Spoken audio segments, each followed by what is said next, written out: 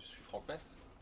Je suis dans un premier temps, on va dire un intrapreneur, parce que j'ai fondé le Why, donc j'en ai créé tout le business model chez BNP Paribas, avec les avantages et les inconvénients d'une startup, donc je sais vraiment de quoi je parle en termes d'écosystème startup. Et dedans, il y a un programme d'incubation qualifié Deep Tech par BPI, puisqu'on est intégré dans le plan Deep Tech 2019 de BPI. Et fort d'une expérience aussi aux côtés des startups, comme DataSwati et d'autres, on s'est aperçu que malgré des résultats très probants, il y a par exemple une amélioration d'un process de l'ordre de 30 à 40%, eh bien certaines équipes, certains industriels ne voulaient pas appréhender ou intégrer des technologies. Et ce dont on s'est aperçu, fort de ces expériences, c'est que le facteur humain était un indicateur fondamental. Et donc je vais vous proposer une petite expérience. Vous allez juste fermer les yeux et je vais vous demander d'associer un seul mot à différence. Donc fermez les yeux et je vais vous dire différence et associer à différence un seul mot. Comme ça, de façon intuitive. Vous pouvez ouvrir les yeux et vous écrivez le mot. Écrivez-le.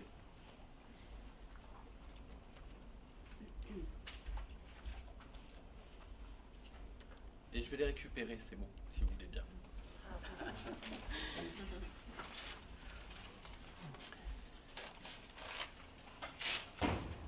Je travaille avec les juniors entreprises et je vais faire sur je fais des ateliers de formation sur l'innovation. Et ce dont je me suis aperçu, c'est que, en règle générale, les profils qui étaient les plus difficiles à intégrer le nouveau, c'était les étudiants. Merci. Et une chose que je fais à chaque fois à tous mes ateliers, c'est que je demande qu'ils associent, qu'ils me disent en quoi ils sont passionnés. Parce qu'on parle beaucoup et très souvent de technologie, d'intelligence artificielle, de blockchain tout à l'heure, de quantique, de robotique. Ça passionne beaucoup de monde et on sait que dans les prochaines années, il va falloir qu'on rattrape un retard, parce que je ne sais pas si vous le savez, mais on produit quasiment 4 fois moins d'innovation qu'au 19e siècle. Donc ça veut dire qu'on a vraiment une marge de progrès importante. Et à chaque fois qu'on parle de passion, on voit la différence, la singularité qu'il y a en chacun de nous. Et là, si je regarde, eh bien vous allez voir que derrière, il y a des mots comme diversité, changement, comme contraire, des mots très variés. Et c'est ça qui est intéressant, c'est la variété. Et je ne vais pas tous les éplucher, je vais les garder avec moi parce que c'est quelque part, merci, ça va enrichir des datas, des données, et des données très précieuses parce que c'est de ça dont on a besoin. C'est de ça dont l'innovation a besoin.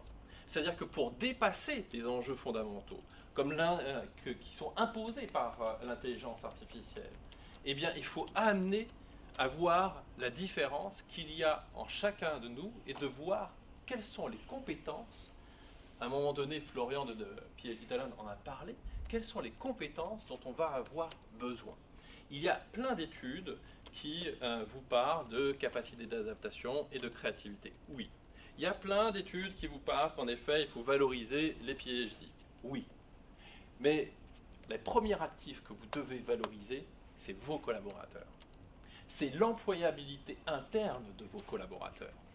Parce que c'est un actif précieux et que pendant ces 40 dernières années, les grands groupes, et dont j'inclus BNP Paribas, nous avons amené nos collaborateurs dans une voie qui était pour plutôt servir l'entreprise et pas forcément leurs compétences personnelles. Eh bien, il faut se réapproprier ça, c'est-à-dire nourrir les compétences de nos collaborateurs pour leur bien et aussi pour notre bien. Vous faites beaucoup, j'imagine, de personal branding, c'est-à-dire vous utilisez les réseaux sociaux avec LinkedIn, avec Twitter. Et pour tous ceux qui sont sur LinkedIn, vous avez compris que quand vous travaillez l'image personnelle, c'est-à-dire votre réseau, vous nourrissez aussi le réseau de votre employé, votre employeur. Pardon. Et bien sur les compétences humaines, il faut faire exactement la même chose.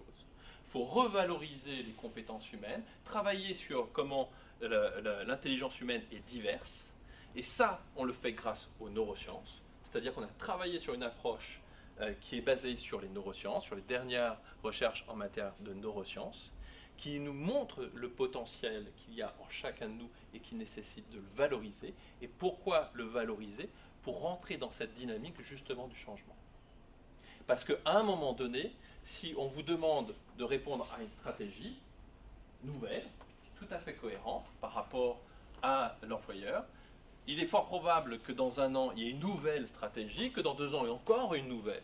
Alors, est-ce que ça va être la Xème stratégie qui va, à un moment donné, aboutir, comme l'on le constate encore aujourd'hui, à « oui, oui, je fais votre stratégie, et puis derrière, je ne la prends pas du tout en compte », ou j'amène nos collaborateurs, les collaborateurs des grands groupes, à retrouver ce qu'on appelle aux États-Unis l'appointment, parce que c'est justement en les valorisant, en montrant leurs compétences, en sachant que vous avez des gens qui ont des profils logico-mathématiques, eh bien ils ont aussi une intelligence de créativité. La créativité n'appartient pas qu'au directeur artistique.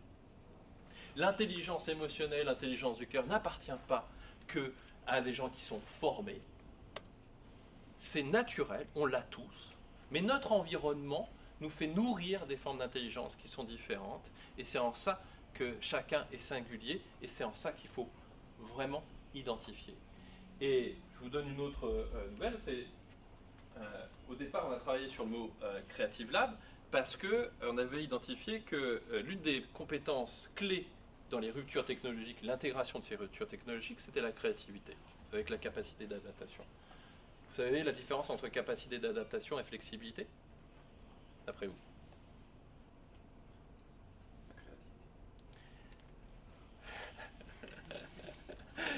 Il y a une partie de ça, c'est que la flexibilité, elle est au profit de l'entreprise, la capacité d'adaptation, elle est au profit des deux. C'est un contrat gagnant-gagnant entre l'entreprise et le collaborateur. C'est que je développe des compétences pour le bien de mes collaborateurs et pour le bien de l'entreprise. Et donc c'est ce processus qui est important de mettre en œuvre.